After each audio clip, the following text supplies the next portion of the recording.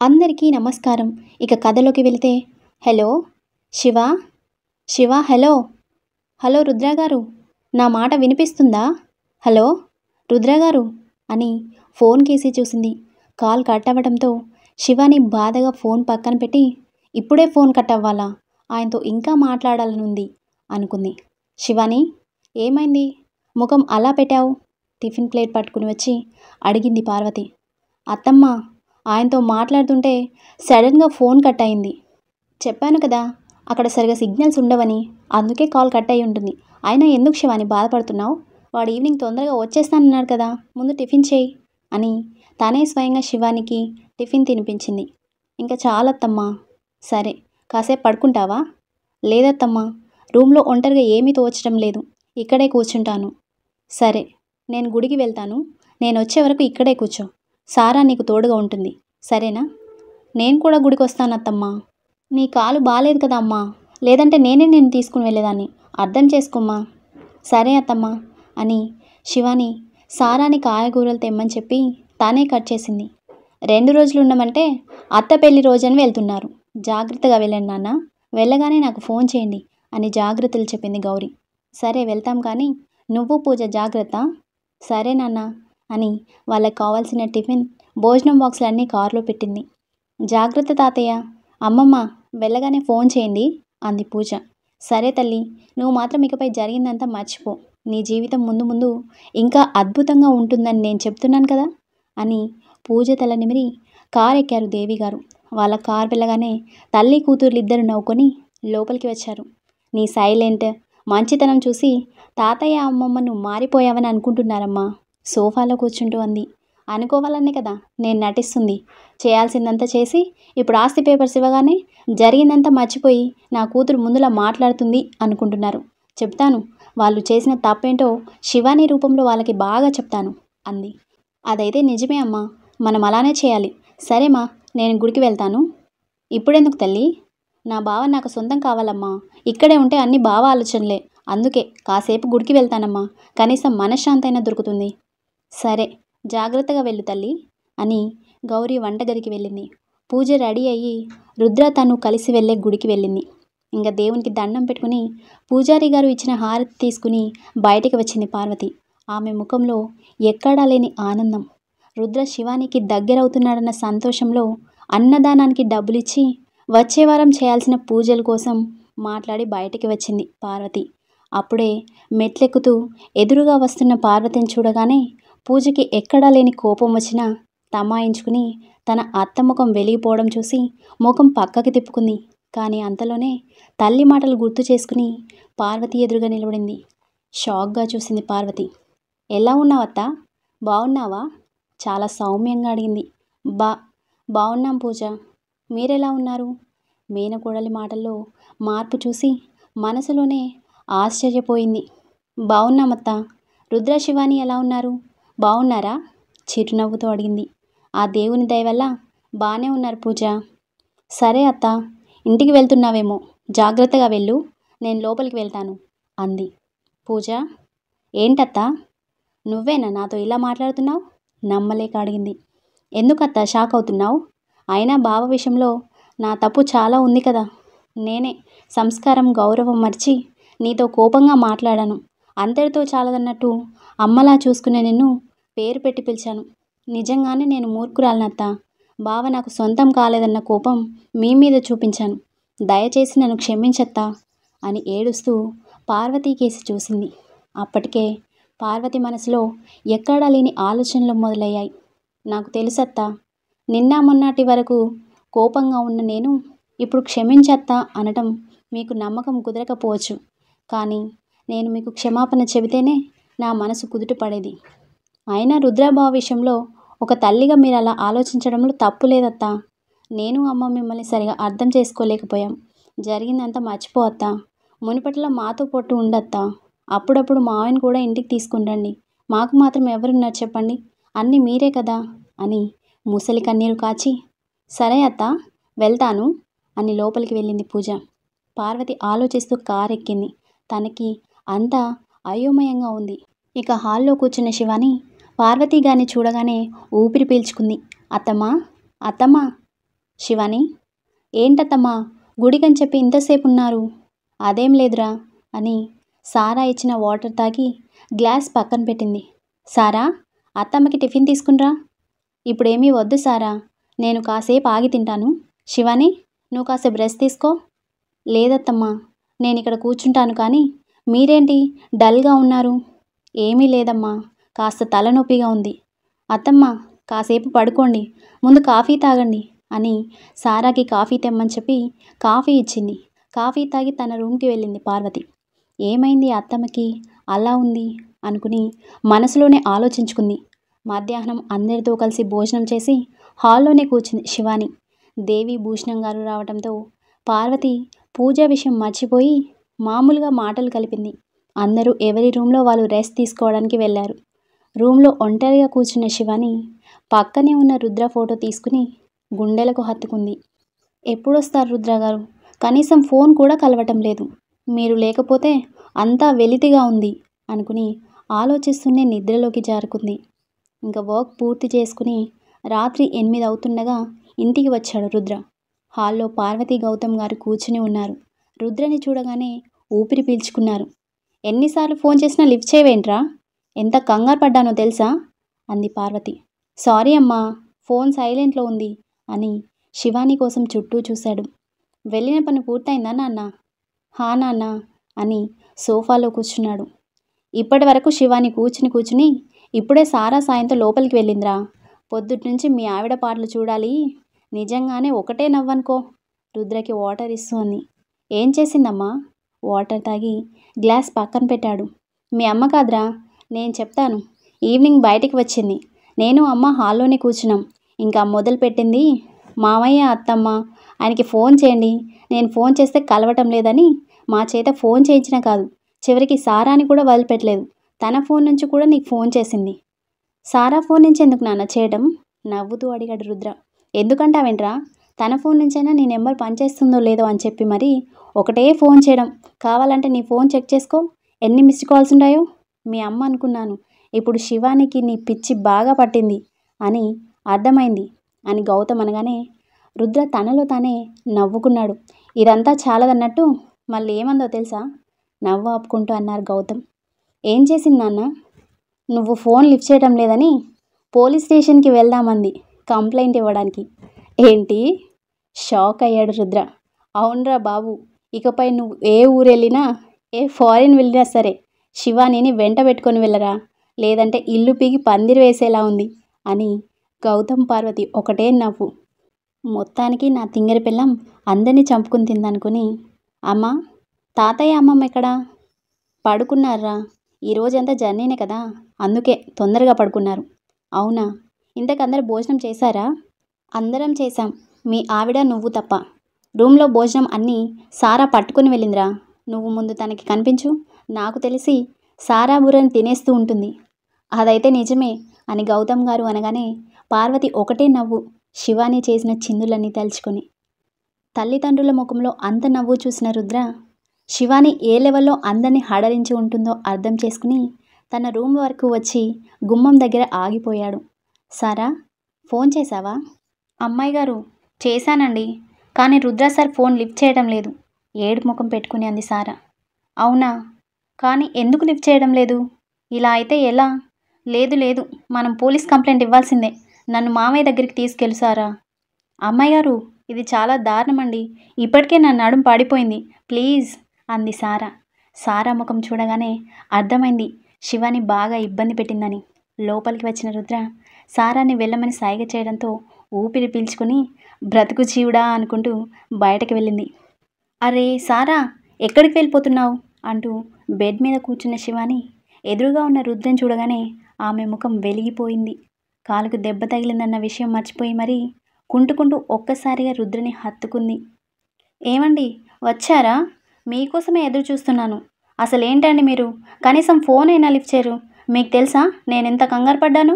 మీరు phone lift చేయకపోతే police complaint ఇద్దామనుకున్నాను.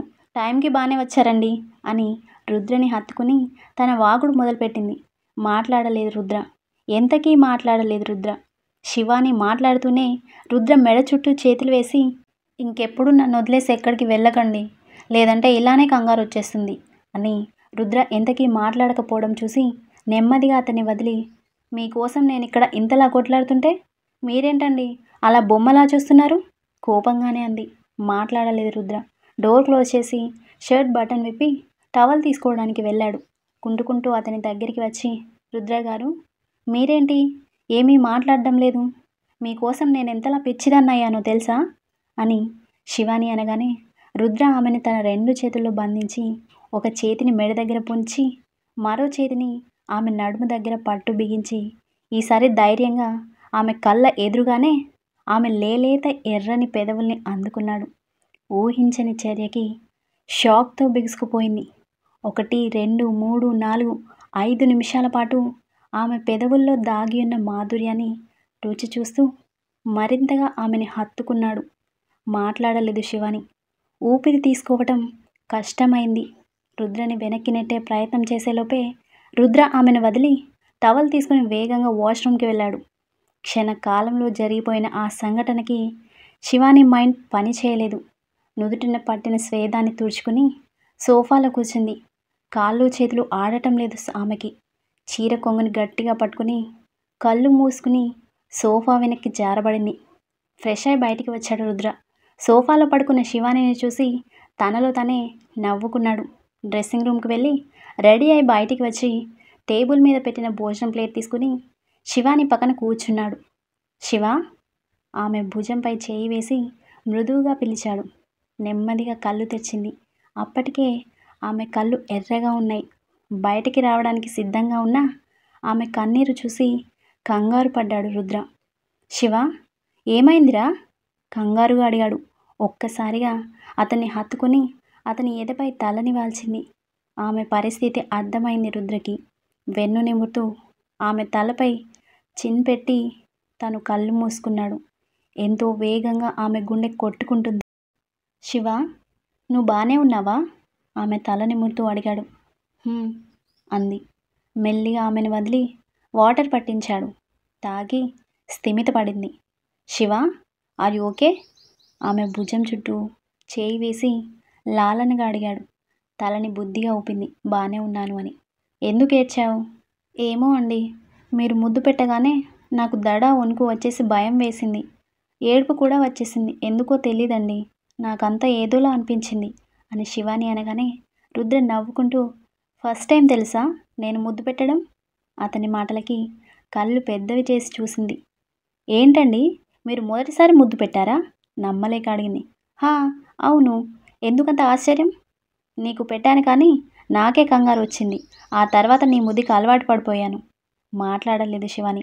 ఆలోచిస్తూ నొసలు చిట్లించి, రుద్ర గారు, మిమ్మల్ని ఒకటి అడగనా? ఏంటి శివ? మీరు ఫస్ట్ టైం ముద్దు పెట్టింది నాకేనా, లేదంటే అంటూ ఆగిపోయింది. లేదంటే అడుగు, ఆగిపోయావే అన్నాడు. అంటే నా ఉద్దేశం మీరు పూజ ఇలా ముద్దు పెట్టుకోలేదా? సీక్రెట్గా అడిగింది. మాట్లాడలేదు రుద్ర. చురుగ్గా శివాని కేసి చూశాడు. నీకు ఈ అనుమానం ఎందుకు వచ్చింది? ఎందుకు రాదు? ఎంత కాదన్నా మీ ఇద్దరు ప్రేమించుకున్నారు కదా, అందుకే అడిగాను అంది అమాయకంగా ముఖం పెట్టి. పైకి కనిపించవు కానీ నీకు చాలా తెలివుంది.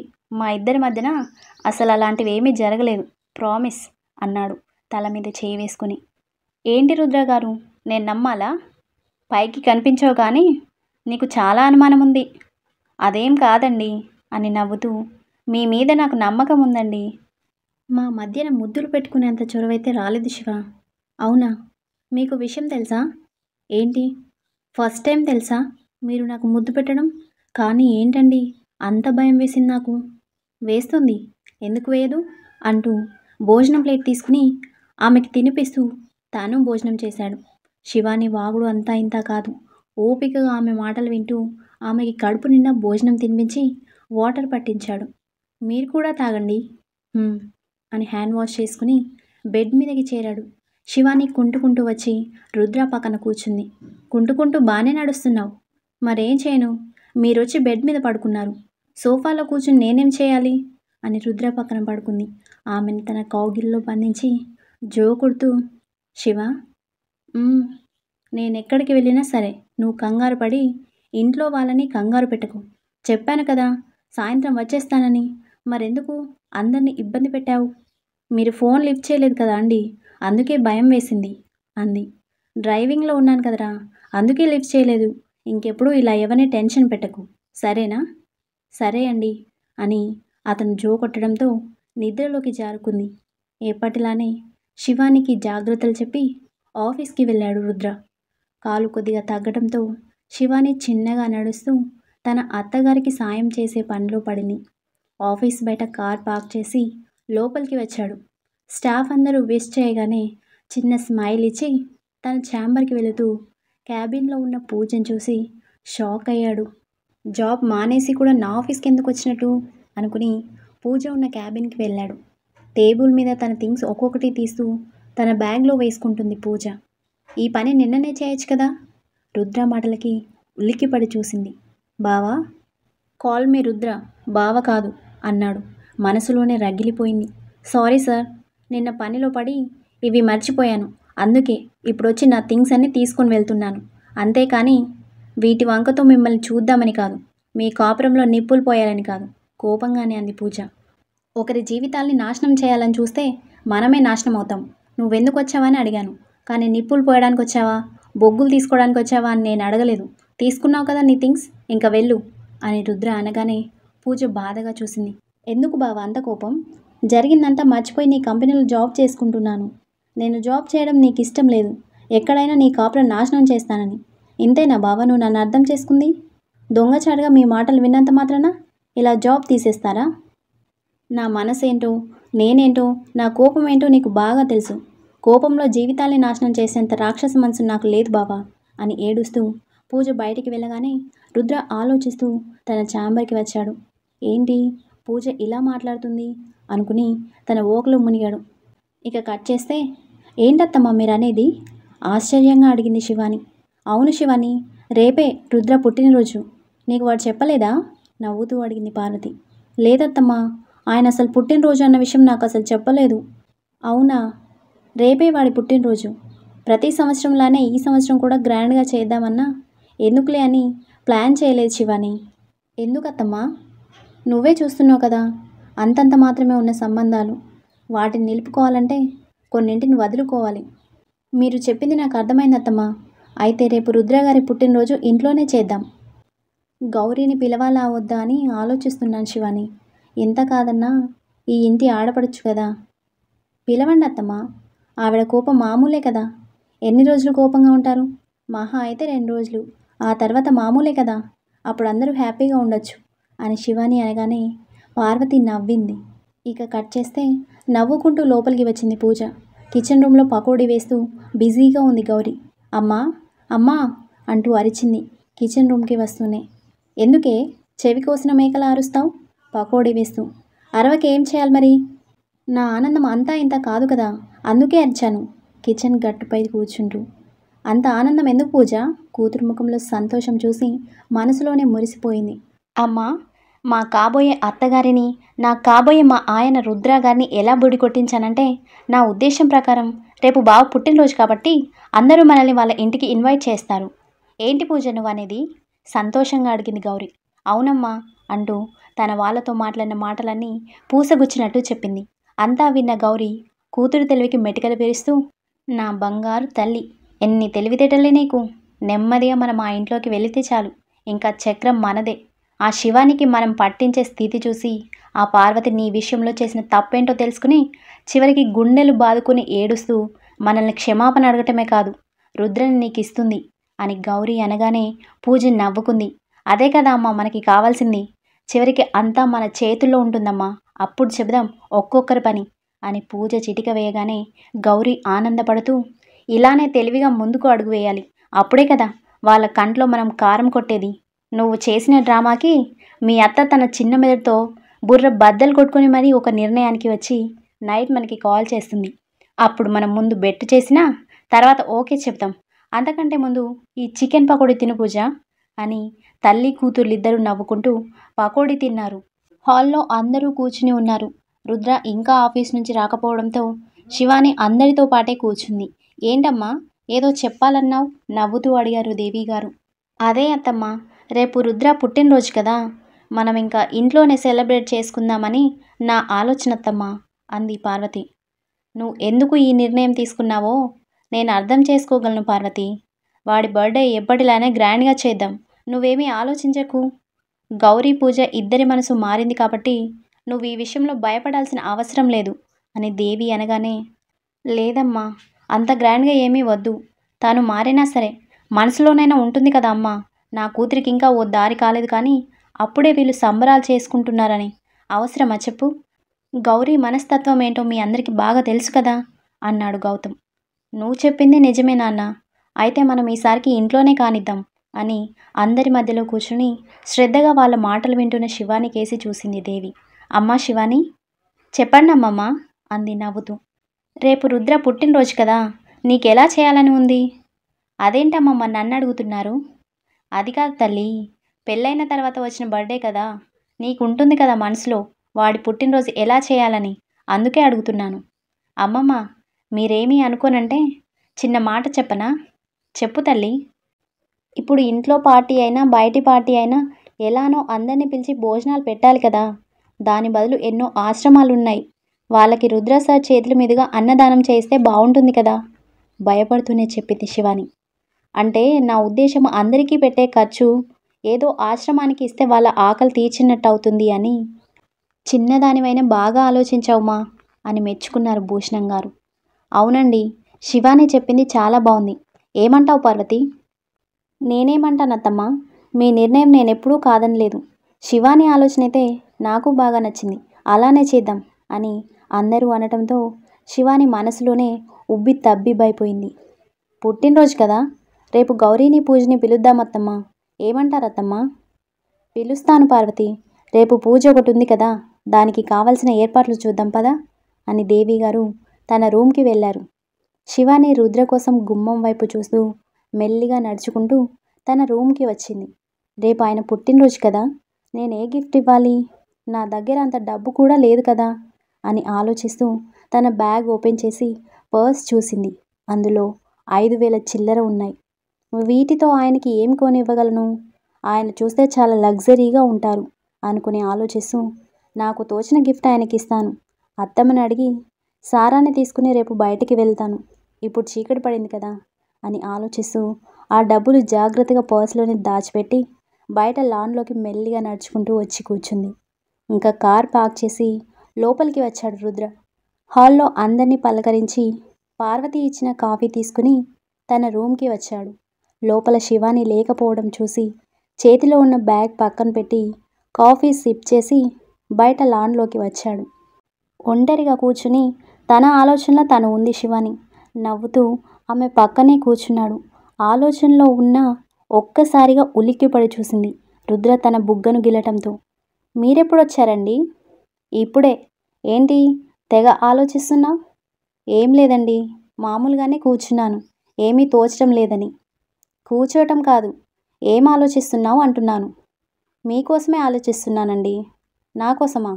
ఏం ఆలోచిస్తున్నావు? కొంపదీసి రాత్రి పెట్టిన ముద్దు కోసమా? శివానికి మాత్రమే వినిపించేలా ఎంతో మెల్లిగా అన్నాడు. సిగ్గుతో ముచ్చుకుపోయి తన 2 చేతులతో ముఖాన్ని దాచుకుంది. అంటే నువ్వు ఆలోచిస్తున్న దానికోసమేనా? మరింత అల్లరి చేశాడు. ఏంటండి మీరు అని చిరుకోపంగా రుద్రని చూసి అతని భుజంపై వాలింది. ఇక బెడ్ మీద కూర్చుని ఆలోచిస్తున్నారు గౌతమ్. ఏమండి, గౌరీకి ఫోన్ చేస్తాను, మాట్లాడండి. ఏమండి, మిమ్మల్నే అంటూ గౌతమ్ భుజంపై చేయి వేసింది. ఆలోచనలన్నీ పక్కన పెట్టి, ఏంటి పార్వతి? ఏంటండి, పిలిచినా పలకటం లేదు? అంతలా ఏం ఆలోచిస్తున్నారు? గౌతమ్ పక్కన కూర్చుంటూ అంది. గౌరీ కోసమే. ఏమైందండి? పార్వతి, ఎందుకో కొన్ని రోజులు గౌరీని దూరం పెడితే మంచిదని నా అభిప్రాయం. ఈ విషయం అసలు నేను బయట అమ్మా నాన్న ముందు చెప్దామనుకున్నాను కానీ వాళ్ళ మనసు బాధపడుతుందని ఆలోచించి చెప్పలేదు. గౌరీ బుద్ధి ఎలాంటిదో నాకంటే ఎక్కువ నీకే బాగా తెలుసు కదా అన్నాడు. వాళ్ళ బుద్ధులు చేష్టలు మంచివి కాదని మనం బంధుత్వం వదులుకోలేం కదండి. నువ్వు ఆలోచిస్తున్న విధానం నాకు తెలుసు పార్వతి, కానీ నేను ఆలోచిస్తుంది నా కొడుకు కోడల జీవితం గురించి. ఇప్పుడు వాళ్ళ జీవితానికి ఏమైందని నవ్వుతూ అడిగింది. గౌతమ్ ఎందుకు అలా ఆలోచిస్తున్నారో పార్వతికి బాగా అర్థమైంది. ఎందుకో గౌరీ రుద్ర శివానీలను విడదీస్తుందేమో అని చిన్న భయం పార్వతి. అసలు విషయం చెప్పాడు గౌతమ్. నవ్వింది పార్వతి. ఏంటి, నేనింత సీరియస్గా మాట్లాడుతుంటే నీకు నవ్వులాటగా ఉందా? నొసలు చిట్లించి అడిగాడు. ది గ్రేట్ గౌతమ్ గారు చెల్లెలి కోసం భయపడుతున్నారంటే నిజంగానే నవ్వొస్తుంది మరి. పార్వతి కోపంగా చూశాడు. ఎందుకండి అంత కోపం?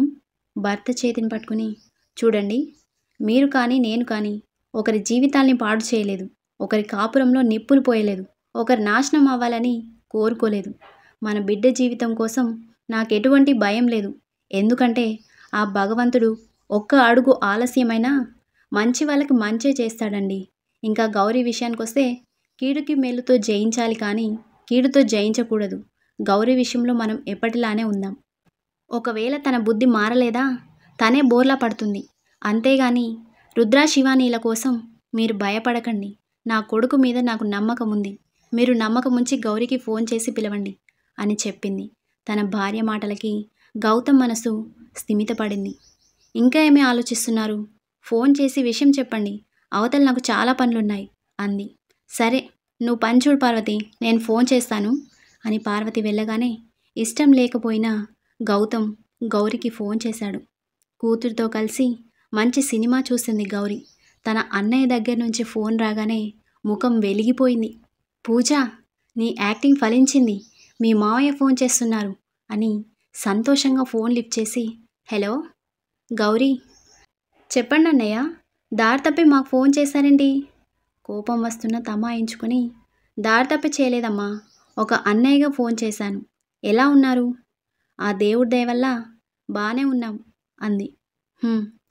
రేపు రుద్ర పుట్టినరోజు, నువ్వు పూజ రండి అని మర్యాదగా చెప్పాడు. బెట్టు చేయలేదు గౌరీ. మీరు మాకు ద్రోహం చేశారన్న కోపంతో మాకేమీ పగలు ప్రతీకారాలు లేవన్నయ్య, వస్తాను అని ఫోన్ పెట్టేసి నవ్వుకుంది. చెల్లెలి ప్రవర్తనకి తల విదిలించుకున్నాడు. మనసుకి ఎంత సర్ది చెబుదామనుకున్నా కలవరంగానే ఉంది గౌతమ్కి. ఇక ఇంపార్టెంట్ మీటింగ్ ఉందని పొద్దున్నే ఆఫీస్కి వెళ్ళాడు రుద్ర. ఒకవైపు ఇంట్లో పూజకి ఏర్పాట్లు చేస్తున్నారు, మరోవైపు వంటగదిలో పార్వతి గారు రుద్రకి ఇష్టమైన వంటలన్నీ చేస్తున్నారు. ఫ్రెష్ అయి బయటకి వచ్చింది శివాని. నేరుగా కిచెన్ రూమ్కి వెళ్ళింది. అత్తమ్మ. ఏంటి శివాని అంది స్టవ్ ఆఫ్ చేస్తూ. ఆయన ఎక్కడికి వెళ్ళారత్తమ్మా? రూమ్లో లేరు, జిమ్ రూమ్లో కూడా లేరు, మళ్ళీ ఊరు వెళ్ళారా? కంగారుగా అడిగింది. చచా, వాడు 1 గంటలో వచ్చేస్తాడు, నువ్వేమీ కంగారు పడకు, ఈరోజు వాడు ఆఫీస్కి వెళ్ళాడు, కాఫీ ఇవ్వనా అంది. వద్దత్తమ్మా, అది నేను సారాన్ని తీసుకుని బయటికి వెళ్తాను. ఎందుకమ్మా? అది అత్తమ్మా, ఈరోజు ఆయన పుట్టినరోజు కదా, ఆయనకి గిఫ్ట్ కొందామని. ప్లీజ్ అత్తమ్మా, సారాన్ని తీసుకొని వెళ్తానత్తమ్మా అని బ్రతిమలాడింది. సరే పూజ, టైంకి వచ్చే తల్లి, నీకు తెలుసు కదా ఇంట్లో పూజ ఉందని. వచ్చేస్తానత్తమ్మా. సరే, డ్రైవర్కి చెప్తాను, ఈలోపు సారాని పిలు అని అంతలోనే ఆలోచించి బయటకు వెళ్తున్న శివానీని చూసి, శివాని. హా అత్తమ్మా అని లోపలికి వచ్చింది. వాడికి గిఫ్ట్ కొంటానంటున్నావు, నీ దగ్గర డబ్బులున్నాయా? తన అత్తమ్మ మాటలకి మనసులోనే ఆనందపడింది శివాని. నా దగ్గర ఉన్నాయత్తమ్మా అంది. నిజం చెప్పు శివాని, నిజంగానే ఉన్నాయా? మొన్న ఇంటికి వెళ్ళినప్పుడు అమ్మ ఖర్చులకి డబ్బులిచ్చిందత్తమ్మా, ఉన్నాయి అంది. ఈరోజు మీ అమ్మ నాన్న కూడా వస్తున్నారు తెలుసా? వచ్చినా మంచిదే కదా అత్తమ్మా, అందరం కలిసి ఉంటాం అని అదో రకంగా నవ్వి సారా కోసం బయటికి వెళ్ళింది. కోడలి మాటలో బాధ కనిపించేసరికి మనసులోనే బాధపడింది పార్వతి. ఏంటో వాళ్ళు కనీసం కూతురు ఎలా ఉందో ఏంటో అని కూడా ఫోన్ చేయరు. తన మాటల్లోనే తెలుస్తుంది ఎంత బాధపడుతుందో అసలు. ఎందుకు రాజారాం అన్నయ్యకి శివాని అంటే అంత మంట అనుకుని తన పనిలో పడింది. సారాని తీసుకుని షాపింగ్కి వెళ్ళింది శివాని. పెద్ద పెద్ద మాల్స్లో కాకుండా మామూలు బట్టల షాప్కి సారాని తీసుకుని వెళ్ళింది. అమ్మాయి గారు. ఏంటి సారా? రుద్రబాబుకి బట్టలు కొంటున్నారా? తెలిసే అడిగింది. ఎందుకంటే రుద్ర ఎలాంటి బట్టలు వాడతాడో ఇంట్లో అందరికీ తెలుసు. నాకు తెలుసు సారా, కానీ నా దగ్గర అంత డబ్బులు లేవు. ఈ రోజున నేను ఈ స్థాయిలో ఉన్నానంటే అది ఆయన నాకు ఇచ్చిన గౌరవం. అందుకే నాకెంత ఉన్నా నా స్థాయిని మర్చిపోను. ఏదో నా సంతోషం కోసం ఆయనకి బట్టలు కొంటున్నాను. నచ్చితే వేసుకుంటారు, లేకపోతే లేదు అని లోపలికి నడిచింది.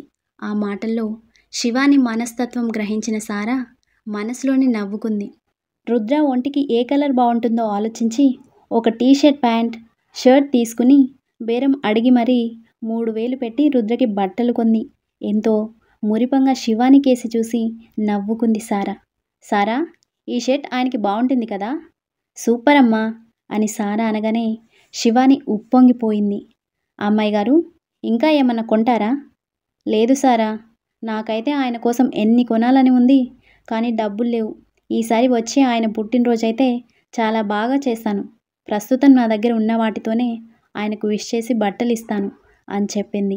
అమ్మాయి గారు, మిమ్మల్ని ఒకటి అడగనా? ఏంటి సారా? మీకు రుద్రబాబు అంటే చాలా ఇష్టం కదా? ఎంతో మెల్లిగా అడిగిన సారా మాటలకి శివాని సిగ్గుతో తలదించుకుని బయటకి నడిచింది. ఏంటమ్మాయి గారు, అడిగితే సమాధానం చెప్పకుండా అలా సిగ్గుపడుతున్నారేంటి? నవ్వుతూ అడిగింది సారా. ఇంతకు మించి నేనెలా చెప్పగలను సారా? అమ్మాయి గారు, ఎప్పుడు చూసినా అలా నవ్వుతూ ఉంటారు కానీ పైకి మాత్రం మీ బాధను చెప్పుకోరు. మీరిచ్చిన చనువుతోనే అడుగుతున్నాను. అసలు ఎందుకమ్మా ఎవరూ లేనప్పుడు ఒంటరిగా కూర్చుని ఏడుస్తారు? ఏం చేయను సారా, మా నాన్న అంటే చాలా ఇష్టం. ఆయన ప్రేమ కోసం ఇప్పటికీ ఆరాటపడుతున్నాను. ఎప్పుడు ఫోన్ చేసినా అమ్మ నాతోనే మాట్లాడుతుంది కానీ నాన్న మాత్రం మాట్లాడడం లేదు. ఒక రకంగా నా జీవితంలోకి రుద్రగారు వచ్చాకే నేను సంతోషంగా ఉన్నాను. ఆయనలో నేను అన్ని ప్రేమలు చూసుకుంటున్నాను. అంతేకాదు, అత్తమ్మని చూస్తే చాలు నాకు అమ్మ ప్రేమ గుర్తొస్తుంది. అంతలా అందరూ నన్ను బాగా చూసుకుంటున్నారు, కానీ తండ్రి ప్రేమని మాత్రం మిస్ అవుతున్నాను అని శివాని అనగానే సారా బాధగా చూసింది. ఏదో ఒకరోజు ఆయనే మారి మిమ్మల్ని కూతురుగా చూస్తారమ్మా. అది జరగని పని. నా కారణంగా అమ్మ చనిపోయిందని ఆయన బలంగా ఉన్నారు. మారటం అంటే వచ్చే జన్మ కోసం ఎదురు చూడాలి అని పక్కనే జ్యూస్ షాప్ కనిపించడంతో, సారా, ఏంటమ్మాయి గారు, జ్యూస్ తాగి ఇంటికి వెళ్దాం. సరే అమ్మగారు అని ఇద్దరు జ్యూస్ షాప్ దగ్గరికి వచ్చి జ్యూస్ ఆర్డర్ చేసి బయట 2 కుర్చీలు ఉండటంతో అక్కడ కూర్చున్నారు. శివాని సారాతో మాట్లాడుతూ ఎదురుగా ఉన్న షాప్ వైపు చూసింది. ఆటో దిగి షాప్ లోపలికి వెళ్తున్నారు గౌరీ, పూజ. సారా, ఏంటమ్మా, వాళ్ళు పూజ ఇంకా గౌరీ ఆంటీనే కదా? సారా కూడా ఆ షాప్ వైపు చూసి, హా అవునమ్మా, షాపింగ్కి వచ్చినట్టున్నారు. అదే అయింటుంది, పద పలకరిద్దాం అంది శివాని. వద్దమ్మా, గౌరీ అమ్మ కోసం నాకు బాగా తెలుసు. ఇప్పటికే ఆవిడ మీ మీద చాలా కోపంగా ఉంది. పైగా ఆవిడ బుద్ధి కూడా మంచిది కాదు. నా మాట విని మీరు సైలెంట్గా ఉండండి. అది కాదు సారా, మీ మంచికే చెప్తున్నానమ్మా. మీరు బాధపడటం నాకు ఇష్టం లేదు అని సారా అనటంతో శివాని ఇంకా ఏమీ మాట్లాడలేదు. జ్యూస్ రావడంతో ఇద్దరూ చెరువు గ్లాస్ తీసుకుని తాగారు. డబ్బులు కట్టి కారెక్కారు సారా, శివాని. నాకు తెలిసి ఈరోజు రుద్రగారి పుట్టినరోజు కదా అమ్మ. తల్లి కూతుర్లిద్దరూ రుద్ర సార్కి గిఫ్ట్ కొనడానికి వచ్చి ఉంటారు. అవునా? ప్రతి సంవత్సరం రుద్రగారి పుట్టినరోజు చాలా గ్రాండ్గా చేసిన పూజ ఎప్పుడు రుద్ర సార్ పక్కనే ఉండేది తెలుసా? నిజంగానే పూజమ్మ మంచిదని అనుకున్నాను, కానీ ఇంట్లో ఎవరూ లేని టైంలో పార్వతీ అమ్మగారి మీద చాలా సీరియస్ అవ్వడం నాకు నచ్చలేదమ్మా. ఆ రోజు వీడియో చూసినప్పుడు నాకే కోపం వచ్చింది. ఏం చేస్తాం సారా, పరిస్థితులు ఒక్కోసారి అలానే వస్తాయి అని చెప్పి విండో బయటకు చూసి, ఆ పూజ నిజంగానే మా ఆయనకి గిఫ్ట్ కొంటుందా? ఆయన తీసుకుంటారా అనుకుని తనలో తానే ఆలోచనలో మునిగింది. కాసేపటికి కార్ ఇంటికి చేరుకోవడంతో సారా, శివాని ఇద్దరూ కార్ దిగి లోపలికి వచ్చారు. తను తెచ్చిన బట్టలు అందరికీ చూపిద్దామనుకుంది, కానీ ఎందుకో చూపించలేకపోయింది. ఆయనకి నేను చాలా తక్కువ రకం బట్టలు కొన్నాను, చూపిస్తే అందరు ఏమనుకుంటారో ఏమో అనుకుని ఆలోచిస్తూ తన రూమ్కి వచ్చి ఆ కవర్ జాగ్రత్తగా కబోర్డ్లో పెట్టి పూజకి టైం అవ్వడంతో ఫ్రెష్ అయి పట్టు చీర కట్టుకొని సింపుల్గా రెడీ అయి బయటికి వచ్చింది శివాని. స్టోరీ నచ్చితే లైక్ చేయండి, షేర్ చేయండి, ఇంకా సబ్స్క్రైబ్ చేసుకోండి. మళ్ళీ కలుద్దాం.